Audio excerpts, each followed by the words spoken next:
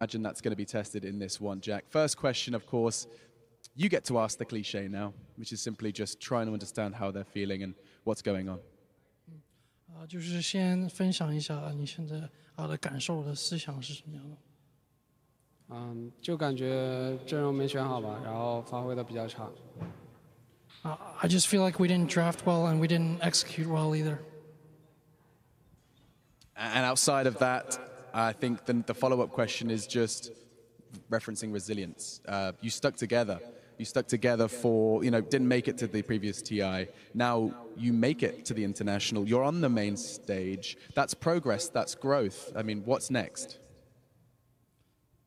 那当然就提起这些，去年你们是预选赛中被淘汰了，没有打进西雅图。那么这次你们是打过来了，也打进了主舞台。那么你们是不是把这视为进步和往前前进？会不会一起打下去？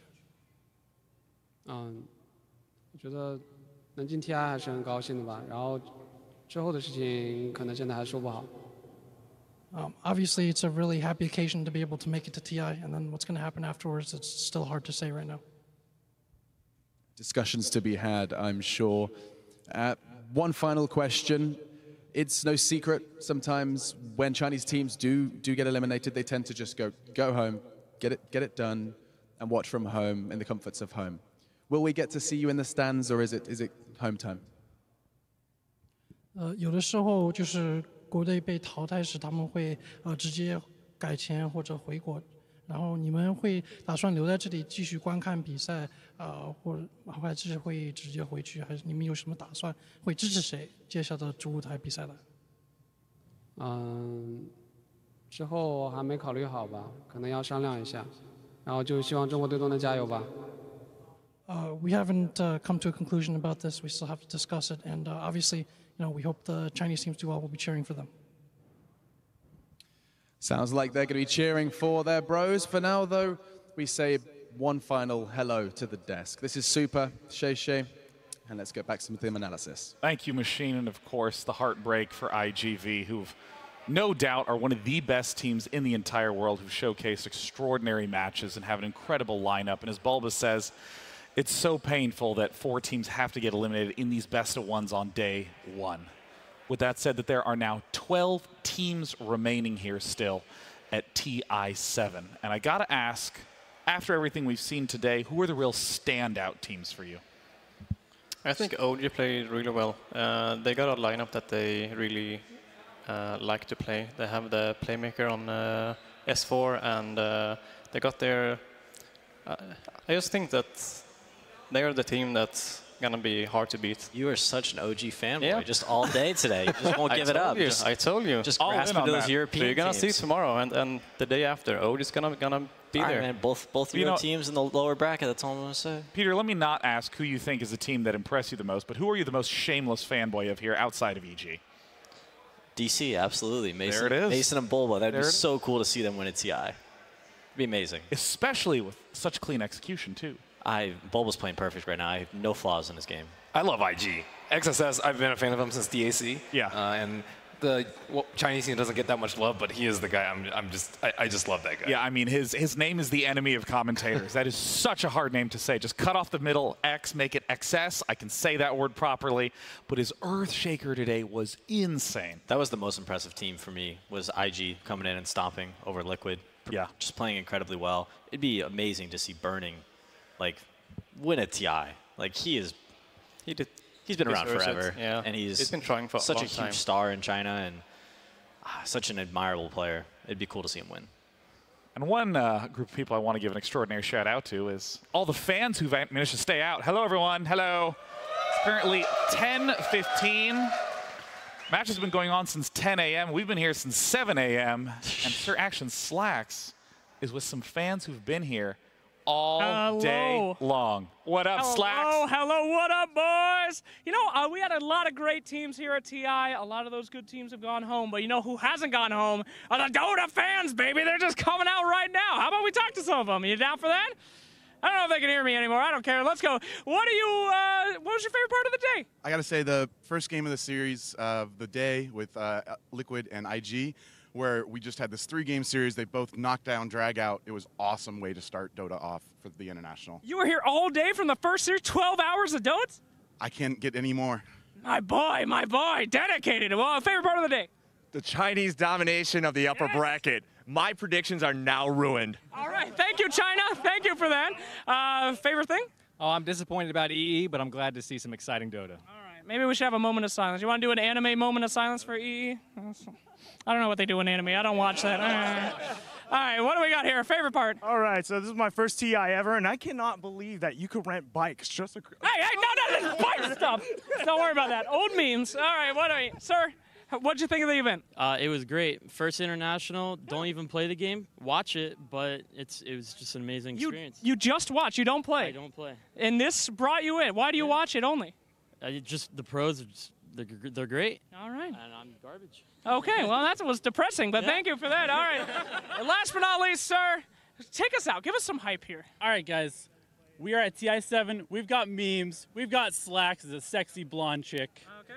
We've got tons of great Dota, and if you're not here tomorrow, go back to the League of Legends. Okay, we'll edit that out. Whoa.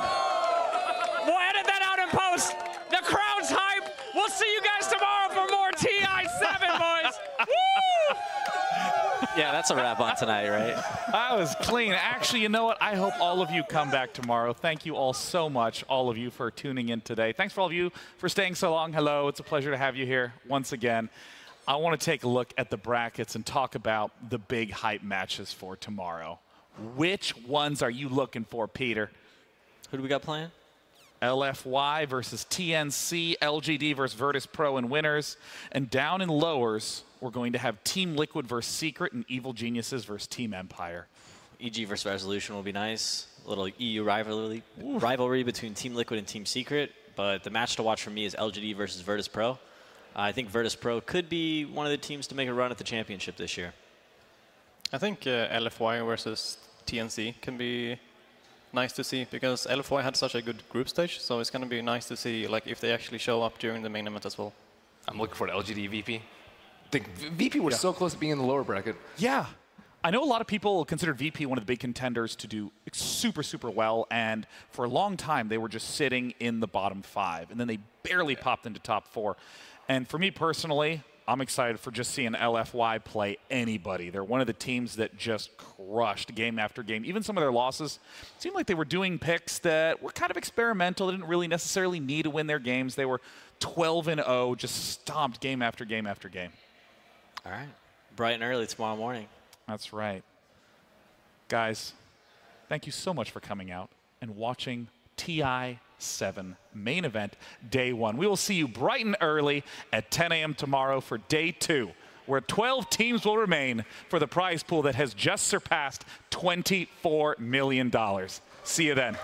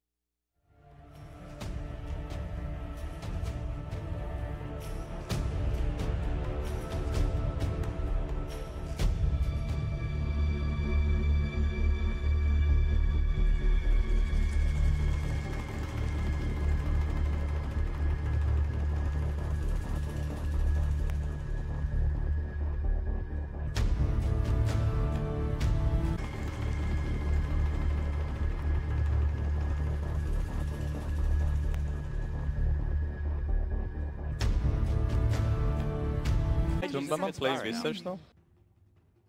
Have you seen Matumbaman play Visage? I don't. 5 seconds. Yes. Played in pubs a lot. Yeah, I would I know. imagine so. A lot of one positions came here ready to play Visage. Because EG is the team that I've been seeing him, like picking him the most on one. We got AA here. I actually really like it.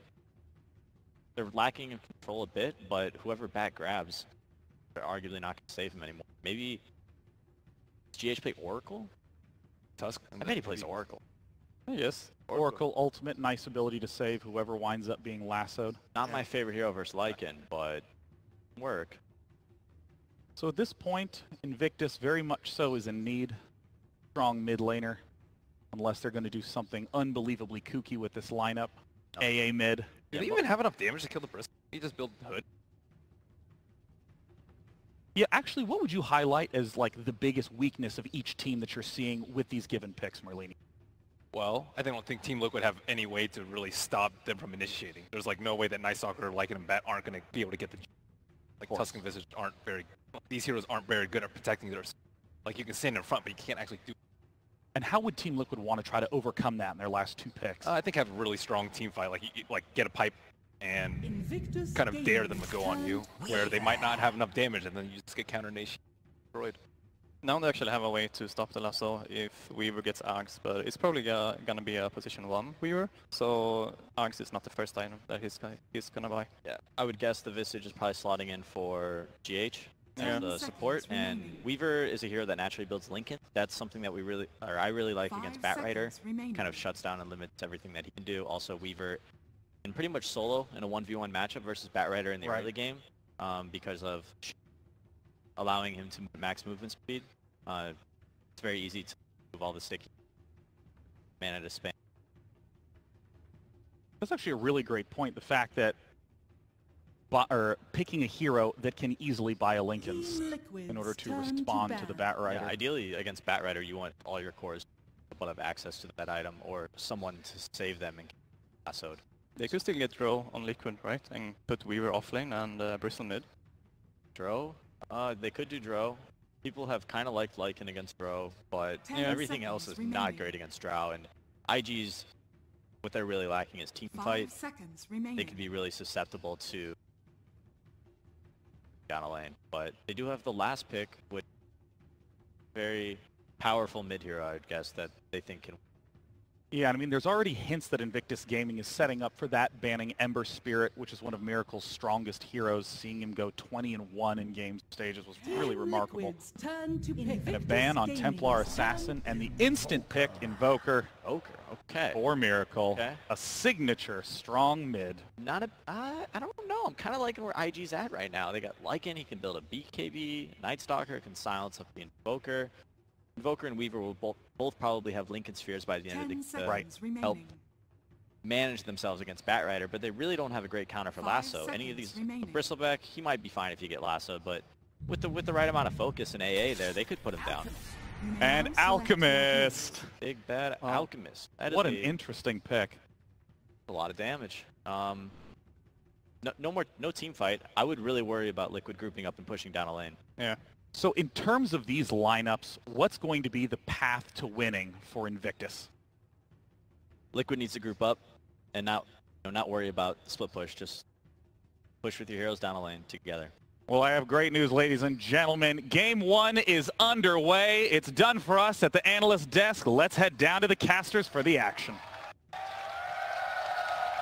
Ladies and gentlemen, we are live here from the floor of KeyArena, getting ready for a matchup of two old Dota organizations. But Lumi, we've got some fresh faces. Liquid, they've delivered spectacular moments at the old Benaroya Hall. Of course, IG, is a former TI championship team. None of these players were there for that, but they have a legacy to uphold.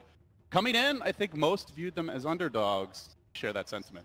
For IG, for sure. I think they're the team that they won DAC as a major tournament, and since then they've been slumping.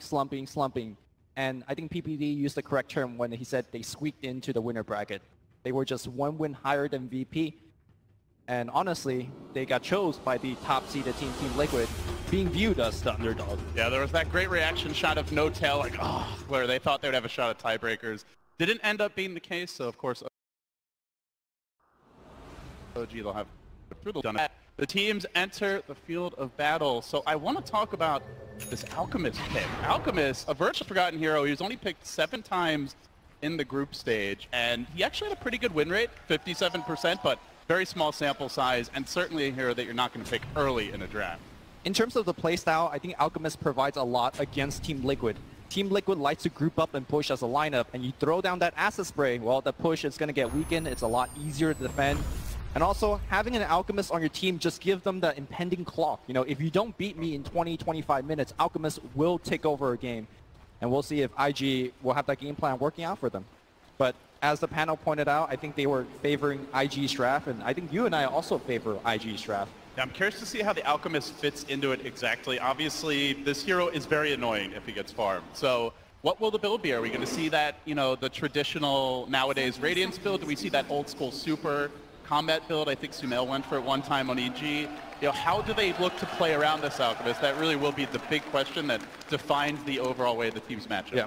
My initial guess is you go for the armlet, you go for the Radiance, and you just stack armor.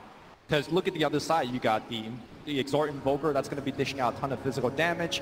You got the Visage Birds, you got the Weaver, you got Bristleback. All of this is physical damage, so it would not surprise me if you see Shiva's Guard and Assault Kyrios coming out here from Alchemist, or just from the entirety of EG. Yeah, for me, looking at Team Liquid as we talk about the way they're going to match up, GH is probably the player that I have my eyes on most. He only played, I believe it was 6 heroes in the group stage, and the vast majority of them were either Earthshaker or IO. So the Keeper of the Light was usually banned. They didn't want to go for it this game.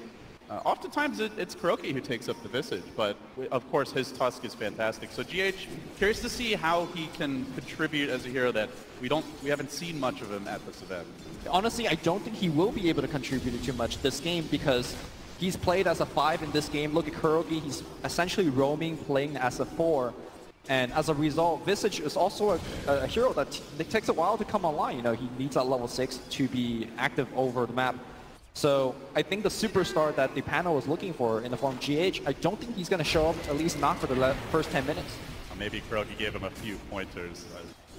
He makes his move on mid here, so we are going to see some early 2v2 action skirmish in the mid lane.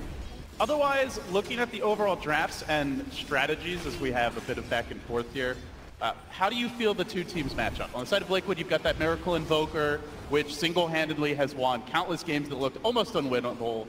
Is that what Liquid is relying on this game? How does IG look to play against that, and what are the team's overall game plans moving forward? Well, when Miracle goes off, it's generally because his team is setting him up for Sunstrike kills. What are the Sunstrike set up in this game? You got Ice Shards, you got Snowball, and perhaps the familiar stuns. None of these are super reliable, so I think Miracle just needs to outskill his opponent and land raw Sunstrikes, which can be extremely difficult against great players. And early on, ECS, he is not having a great time now. Generally, Invoker grabs up a lot, right? As you get extra points in Exort, you get your levels, it gets a little bit easier to CS, but this Alchemist is really taking it to him early. OP dominating this mid lane. For sure, and his allies are doing an excellent job stacking the jungle, getting a couple of denies in here, which is critical against the Alchemist, but you're absolutely right. I think OP just handing it to him. They're hanging on every creep last hit right now. The bounty runes are going to spawn. We'll see that illusion picked up by Baboka. Of course, this isn't Monkey King, probably the hero that he made his, staked his name on, but I think Night Stalker fits that mold as they're going to make a move on mind control, trying to force him off this bottom lane. Obviously, Bristleback was the beast of Dota for the last, 3-4 months, but do you feel like he's still the same hero he used to be? Have teams gotten better figuring him out if the nerfs finally caught up? I think so, and also IG is very well equipped to deal with it. They have a little bit of minus armor in the form of Acid Spray. They got that Ice Blast. If you land it on the Bristleback, it does make him taking down much easier, because during a team fight, he generally has a ton of regen, and Ice Blast says no to all of that. Early days here, but IG off to a good start. So you see Miracle starting to get back in the game as bottom lane, the action heating up. Mind control slowed down, not quite enough for the cold feet to take. It was almost there. He sticks around, he's ready up. He wants the solo kill, but not gonna happen. Q scores a crucial first blood for IG. And that is the game of Bristleback, right? You have an IO there, you have a healer like a Dazzle, all of a sudden you probably get 2 kills instead of dying. Now, I do want to mention, because this is somewhat of a kind of an unstandard build for Bristleback. Whenever Liquid plays Bristleback in the off lane, he loves to go sowing into mech. Not often that you see mech being purchased on Bristleback, and the reason that Team Liquid likes to do this, they like to group up in 10-15 minutes and start pushing and applying pressure. But again, I think IG's lineup is well equipped to deal with that. They got the Acid Spray to slow down the push, and they got the Ice Blast. You know, if you want to buy that mech, sure, a single Ice Blast will ruin your team fight. So I'm looking for mind control to get that mech, and perhaps it won't be as effective as usual. Yeah, of course, we have been keeping an eye on the stacks here, as there's quite a few heroes that can take advantage. The Alchemist, the Bristleback, potentially Batrider. Lots of flash farmers in this game as Success continues to apply pressure top. Traditionally, Weaver, one of the stronger laners to try and deal with the Batrider, and he's going to make his move. But Tumbaman going in deep for a potential solo kill as the Swarm takes him down. That minus armor is substantial. He's low, sticking up, but right into the clutches of GH. Liquid looking to strike back here. Sakuchi, and they will get the kill. A long committed chase does the trick, but at the same time, IG able to grab a kill of their own bottom. They take down mind control again, and one thing I wanted to mention, Luby, is it's not even nighttime yet, and IG are already winning the lanes. Now, ideally, is the time where Baboka can really shine. You know, both carries getting a kill or helping the team to get a kill, but Burning didn't have to leave the lane, you know.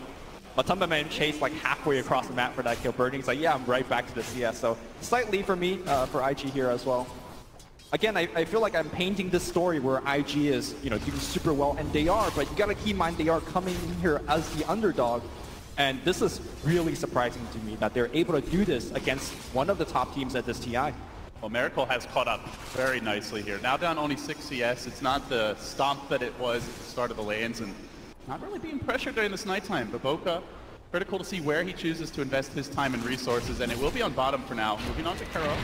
Mind control there to shard him in. Good trap, but flap, fly away. He is out. Batman with the easy escapes. Still though, Liquid not giving up kills. And that is good news for them. Stark is gone. I guess for IG, Lumi, aside from this Night Stalker, anything else that you think is gonna... Oh, they're finding openings here. Bottom lane, Kuro getting picked off. In a bit too far and does punish. But the Night Stalker really the playmaker for now, right? Because you've got an outcommit who needs to farm. The Batrider who has gotten his levels okay top lane, but is not really farming a whole lot. So the Blink Dagger or the drums, that initiation tool will be slow. Thus, they're super reliant on Baboka having this kind of start to be in the lead early. Yeah, and I think they're okay with that. If you look at IG's lineup, to me, they look like Team TSA. Like, look at how much vision they have here. They got the night vision, they got the Batrider vision, and of course, the Wolves will be coming out to just scout everywhere. To me, this is one team with like global satellites, night optics, and then mind control is playing blind on this bottom lane. Double damage room, but Baboka chewing through him. Those spines don't phase him. Cold Feet not going to set in. The Quills are stacking up, but the DD rune gets the job done as Baboka continues to rampage through Liquid. This goes back to that IO ban where the Bristle just feels like a completely different hero. If GH is able to back him up, not something a Visage can really do. Not at this stage of the game anyway.